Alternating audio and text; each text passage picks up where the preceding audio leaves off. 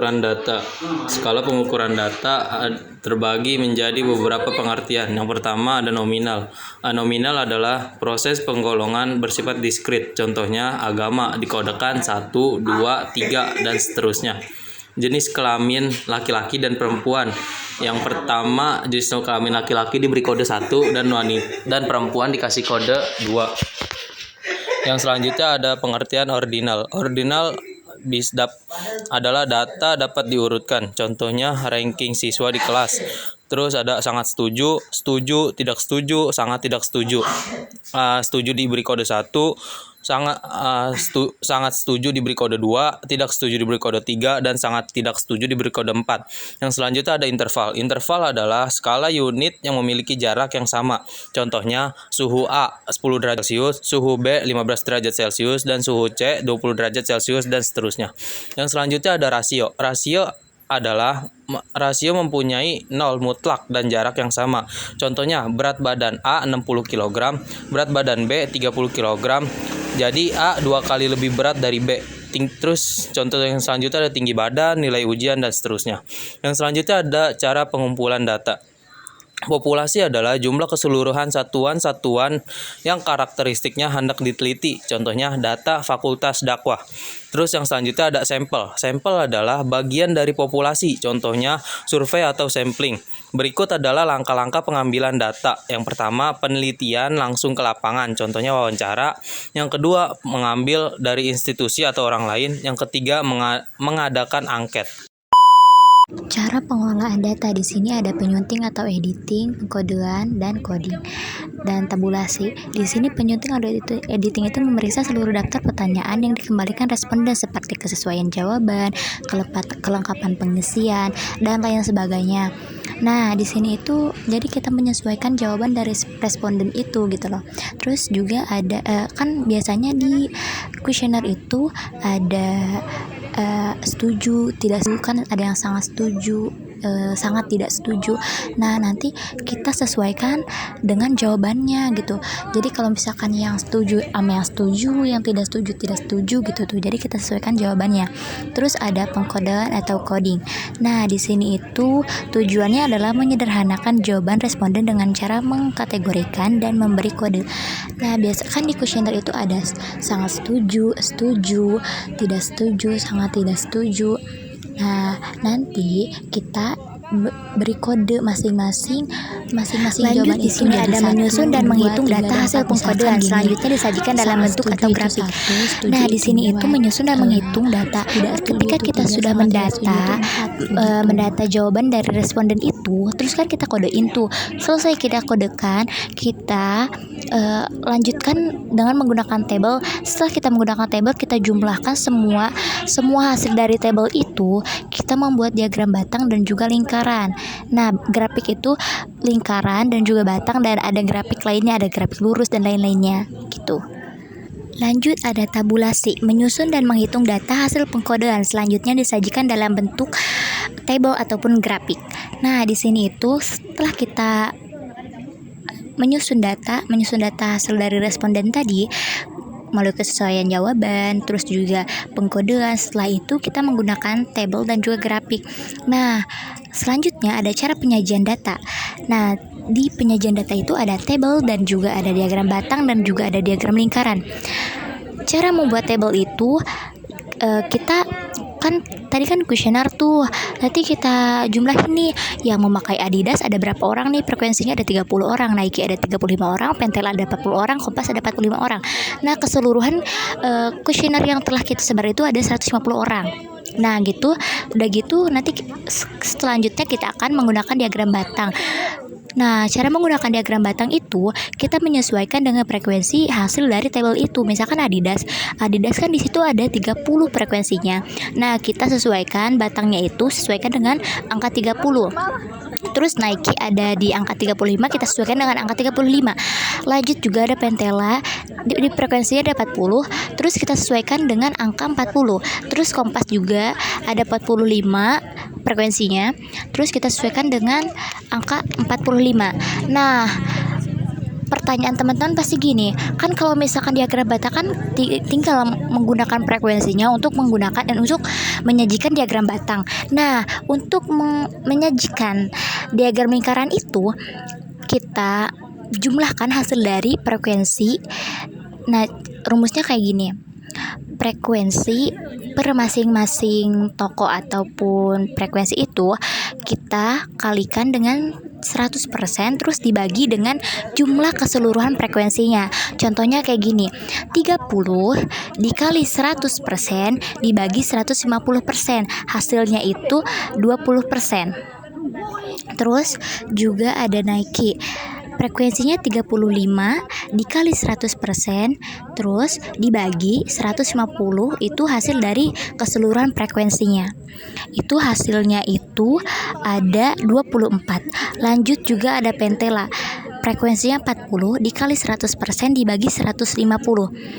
Hasilnya itu ada 26%. Lanjut ada Kompas, frekuensinya 45 dikali 100% dibagi 150, hasil dari keseluruhan frekuensinya. Itu hasilnya dari Kompas itu ada 30%. Nah, setelah kita menjumlahkan dari masing-masing frekuensi, terus kan ada hasilnya kayak ada kan, kalau misalkan Adidas itu 20%, terus Nike itu 24%, terus Pentela itu 26%, terus juga Kompas itu 30%. Nah, setelah itu kita jumlahkan hasil dari yang kita tadi jumlahkan itu, bagaimana caranya mereka itu harus 100% gitu. Kayak misalkan gini, 30 ditambah 20 itu kan 50%, terus 26 ditambah 24 tadi 50%, 50 tambah 50 itu kan 100%. Nah, kalau misalkan itu udah 100%, itu berarti hasilnya itu udah akurat gitu. Ketika hasilnya sudah fix 100%, baru kita bisa menggunakan diagram lingkaran. Nah, cara menggunakan diagram lingkaran juga kita tidak boleh menetapkan hasil tadi itu ke sebarang segi-segi gitu kan. Di sini kan 20% itu lebih kecil kan daripada 24 itu lebih kecil dari 26.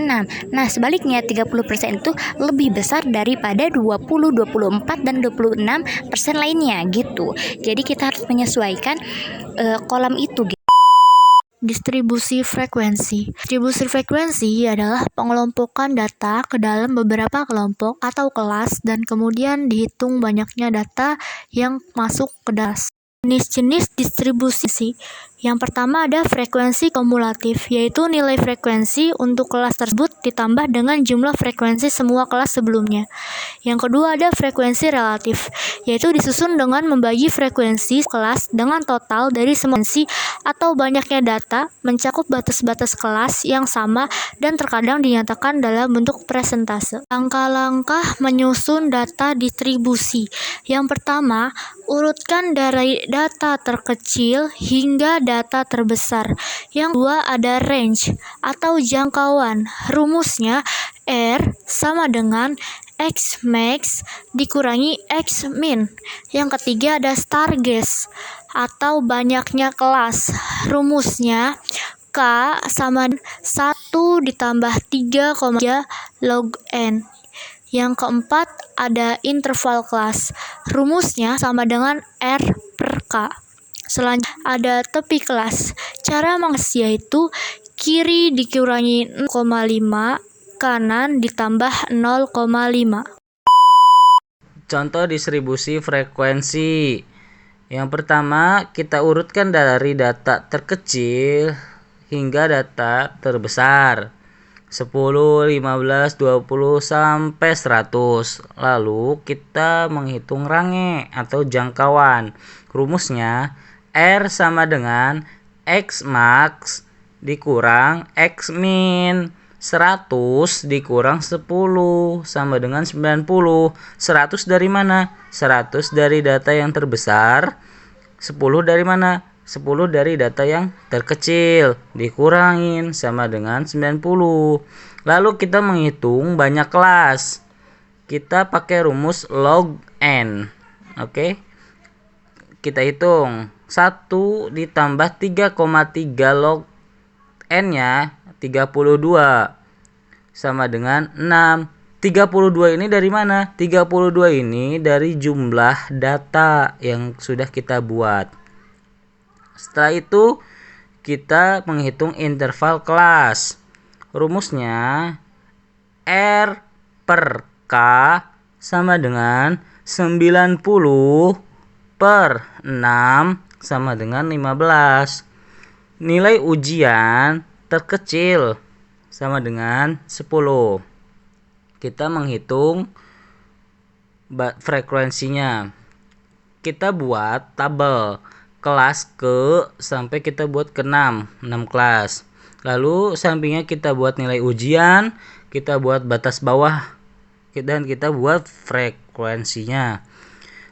Kelas ke 1 nilai ujinya 10 sampai 24. Batas bawahnya itu 9,5 sampai 24,5. Gimana sih cara menghitung 9,5 sampai 24,5? 9,5 itu kita lihat nilai ujiannya. Nilai ujian 10. Nah, kita kurangin 5. Jadi 9,5. Dan kita lihat 24,5. Kita lihat di nilai ujian 24. Kita tambahin 5. Jadi 24,5. Frekuensinya 3. 3 dari mana? 3 itu kita lihat di urutan data. Kita hitung nilai kelas 1 itu 10 sampai 24. Dari hitung 10, 15, 20. Nah, kalau misalkan 25 itu nggak nyambung atau tidak masuk karena itu masuk ke kelas 2. Nah, berarti itu frekuensinya 3 sampai seterusnya. Lalu kita menghitung frekuensi relatif. Kita buat lagi tabel kelas ke 1 sampai 6. Lalu kita buat lagi frekuensi relatif. Lalu kita buat lagi frekuensinya. Nah, rumusnya cara menghitung frekuensi relatif itu F per N dikali 100%. Oke, kita contohkan. Kelas ke-1 itu kan frekuensinya relatif itu 9,38%. Dari mana 9,38%? Kita lihat frekuensinya 3. 3 dari mana? Oh, yang tadi. Yang dari urutan data. Nah, 3 per 32 dikali 100%. Jadi 3 dibagi 32 dikali 100% sama dengan 9,38%. Kelas kedua, kita lihat frekuensinya ada 3. Kita masukkan rumus frekuensi relatif. 3 dibagi 32 dikali 100% sama dengan 9,38%. Oke, untuk kita hitung kelas ketiga. Kelas ketiga kita lihat frekuensinya ada 5.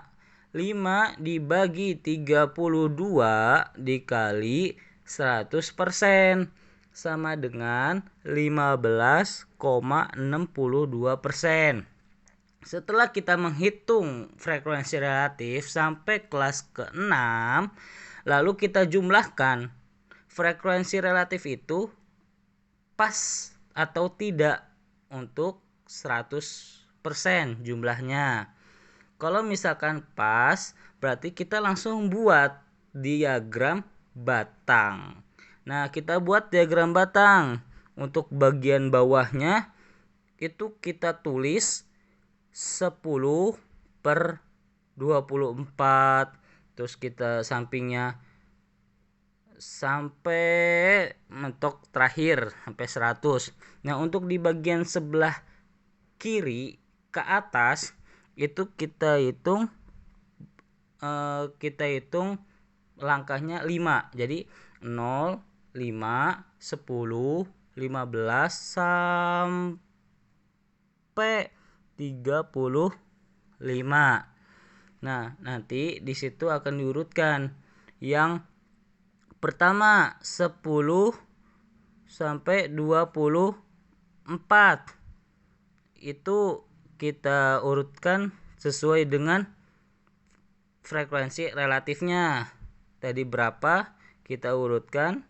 Nah, itu berarti hasilnya. Baik, di sini selanjutnya saya akan menjelaskan tentang frekuensi kumulatif.